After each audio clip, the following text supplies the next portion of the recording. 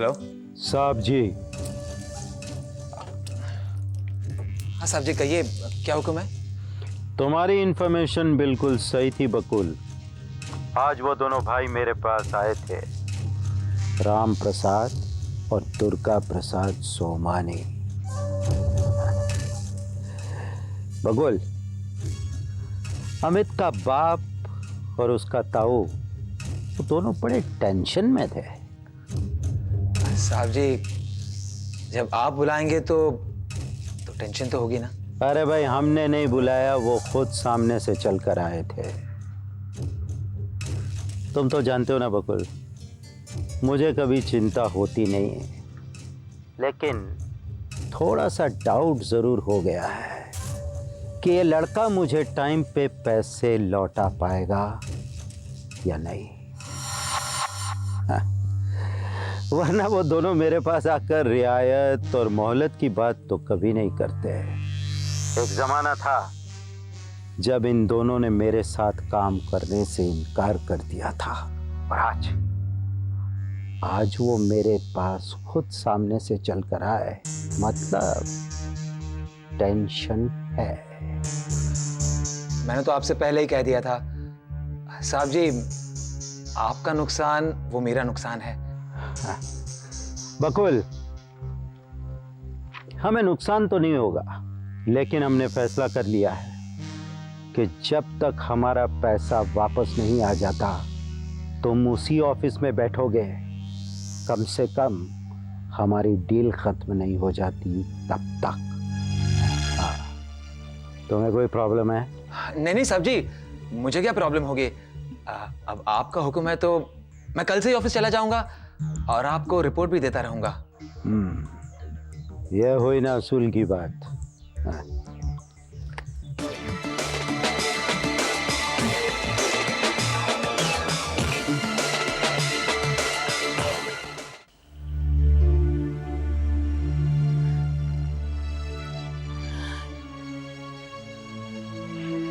चाची, क्या बात है? सुनील, बेटा मैं अमित को लेकर बहुत परेशान हूं। चाची, परेशान तो हम भी बहुत हैं। पता नहीं कैसे अमित इतनी बड़ी गलती कर बैठा। अब क्या होगा सुरेंद्र? ये अंडरवर्ल्ड के लोग तो बहुत खतरनाक होते हैं ना। हाँ चाची, और इनका पैसा वसूलने का तरीका भी बहुत खतरनाक होता है। अब क्या करें सुरेंद्र?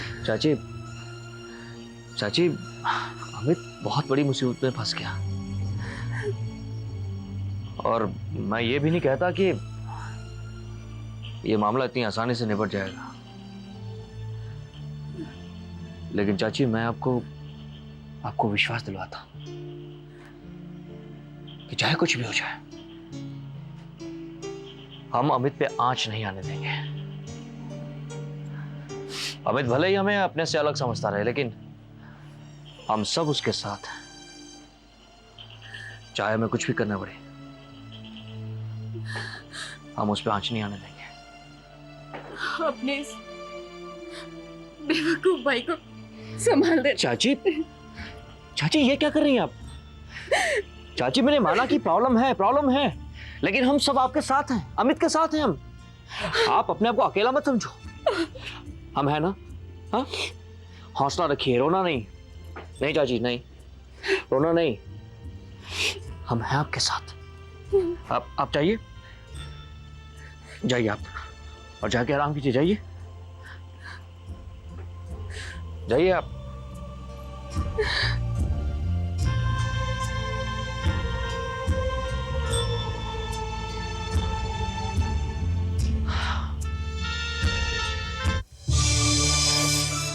तुम्हें हकीकत अभी भी साफ साफ नजर नहीं आ रही बेटे?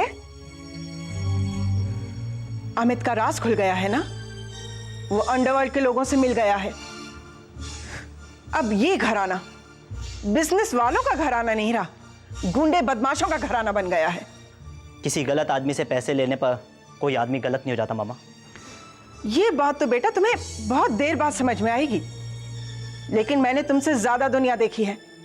इसीलिए कह रही हूं कि अमित और सुमन से तुम कोई संबंध नहीं रखोगे। अमित का किस्सा तो सबको पता चल चुका है, और सुमन वो भी कोई भले लोगों का काम नहीं कर रही। अमित तो बदमाशों से मिल गया और सुमन वो अपनी ही बहन का बुरा चाहती है। पता नहीं कैसी अजीब जोड़ी है। किसी जमाने में ममा इसी जोड़ी को आप सबसे ज्यादा चाहती थी। वो मेरी गलती थी और मैंने उसे सुधार लिया है बेटे। इसीलिए कह रही हूं कि तुम सुरेंद्र और निधि इस गलती को सुधार लो। मैं, तुम्हारे पापा और तुम 3 बच्चे, हमारी ये छोटी सी दुनिया ही हमारे लिए काफी है। किसी और से कोई रिलेशन रखने की हमें जरूरत नहीं है। ये बात सबको समझा देना, बस मुझे यही कहना है। लेकिन ममा आप मेरी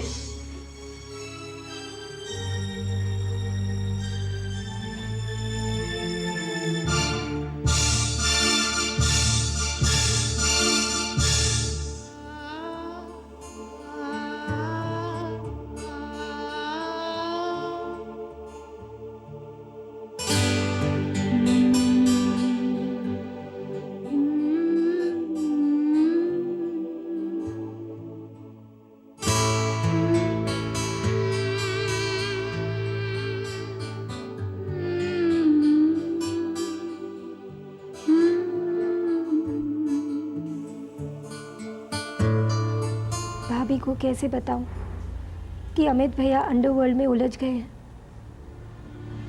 लेकिन इतनी बड़ी बात मैं उनसे छुपाऊं कैसे? नहीं नहीं, इस हालत में मैं भाभी को और टेंशन नहीं दे सकती।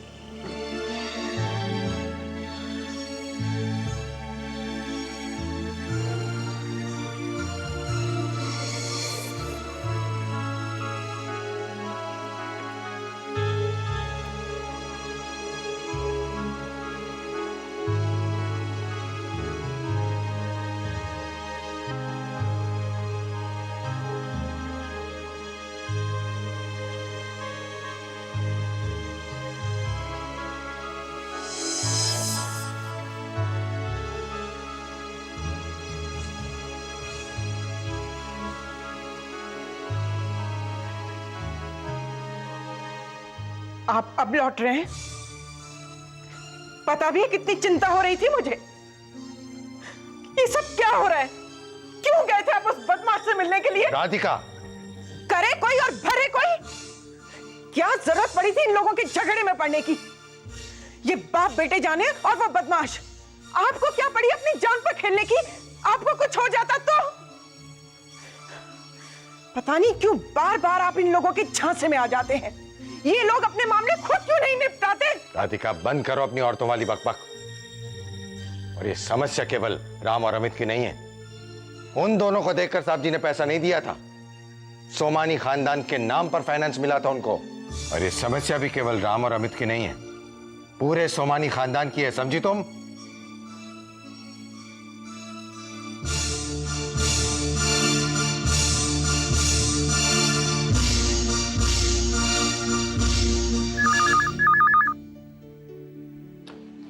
हेलो। हाय राहुल, क्या कर रहे हो? फिलहाल तो कुछ नहीं, तुम सुनाओ क्या खबर है? यार आज तो कुछ नहीं, लेकिन कल मैंने 2 बजे एक मीटिंग रखी है जिसमें कॉन्ट्रैक्टर सप्लायर सब आ रहे हैं, इसलिए पार्टनर को फोन किया। कल 2 बजे? अरे यार टेंशन क्यों ले रहे हो? अगर तुम बिजी हो तो सुषमा को भेज देना। प्रतीक, मैं उसे भी तो इस प्रोजेक्ट की पूरी नॉलेज है। अरे राहुल, वो लगता है मेरा शायद कोई दूसरा कॉल आ रहा है, मैं तुम्हें बाद में फोन करता हूँ। Okay bye.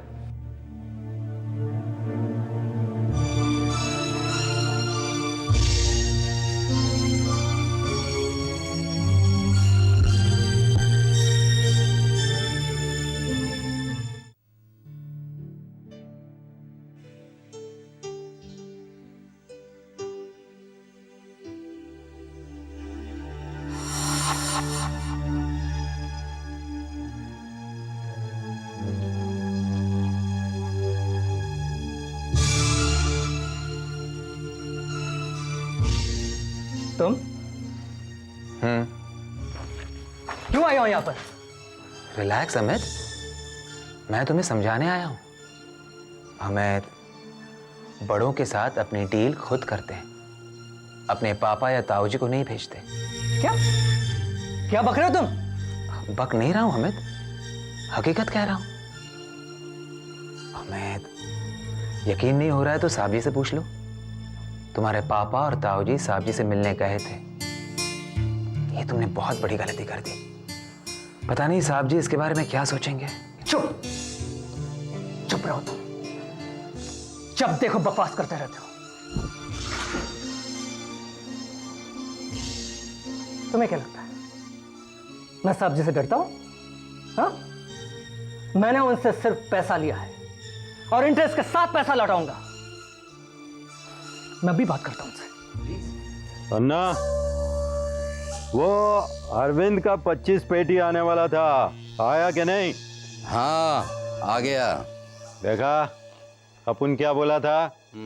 बिल्कुल सही आदमी है वो, एकदम सही। उसका पैसा आना मांगता है। बोला था ना।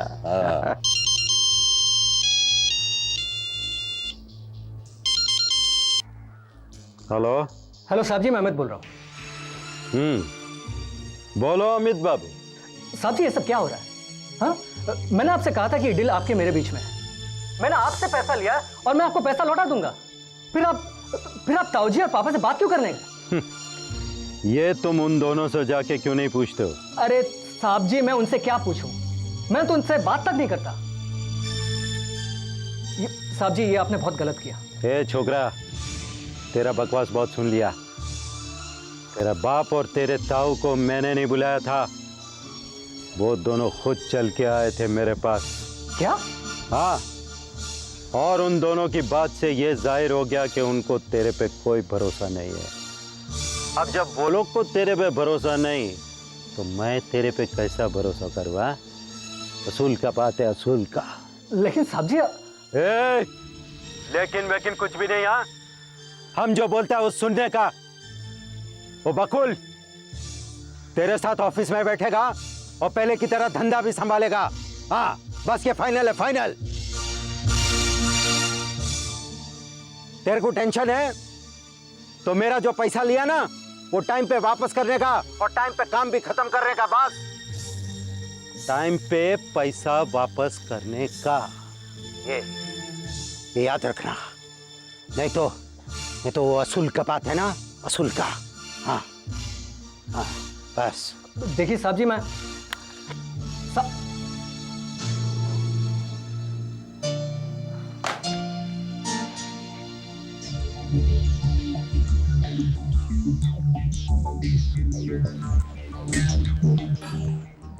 क्या हुआ अमित, तसल्ली हो गई ना? साहब जी से बात हो गई? और हाँ, साहब जी ने तुम्हें मेरे रीअपॉइंटमेंट के बारे में बात की है नहीं? आई होप तुम्हें कोई एतराज नहीं है। Excuse me.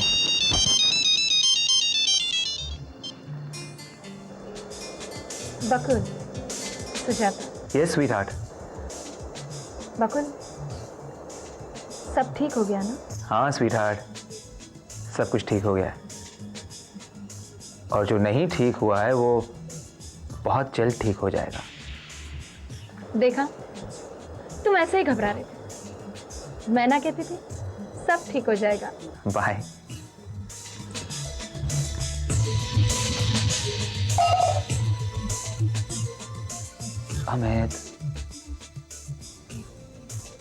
Amit, anything wrong? Oh by the way, तुम कौन सी फाइल्स देख रहे थे? Can I see the file?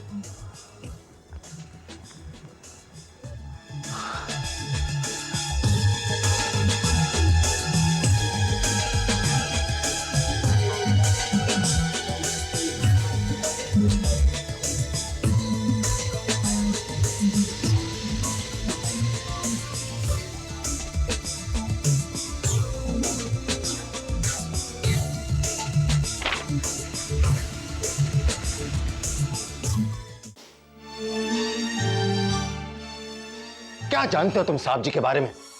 जानते हो उनकी वजह से कितनी पार्टियां तबाह हो गई हैं? बहुत खतरनाक आदमी है वो।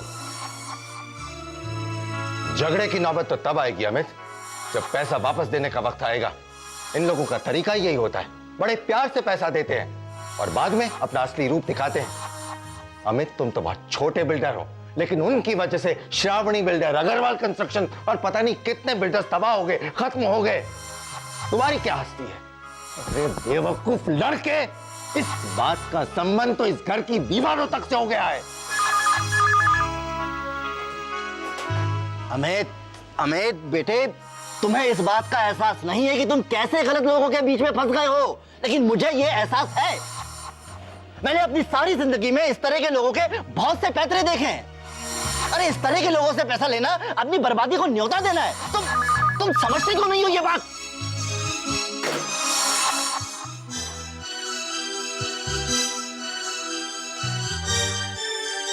जमाना चाहे लाख बदल जाए अमित, लेकिन अंडरवर्ल्ड के लोग ना कभी बदले हैं ना कभी बदलेंगे।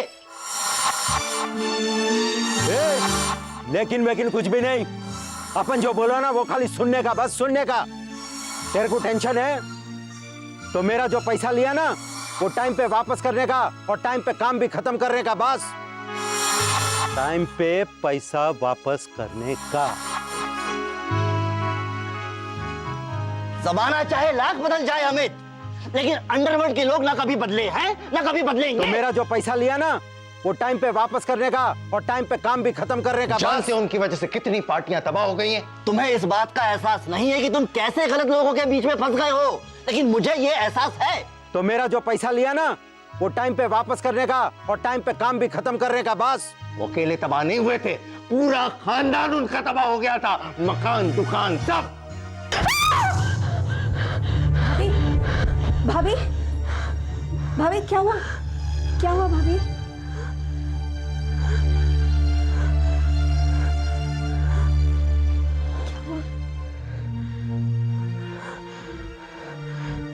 कुछ नहीं दीदी, एक बुरा सपना देखा।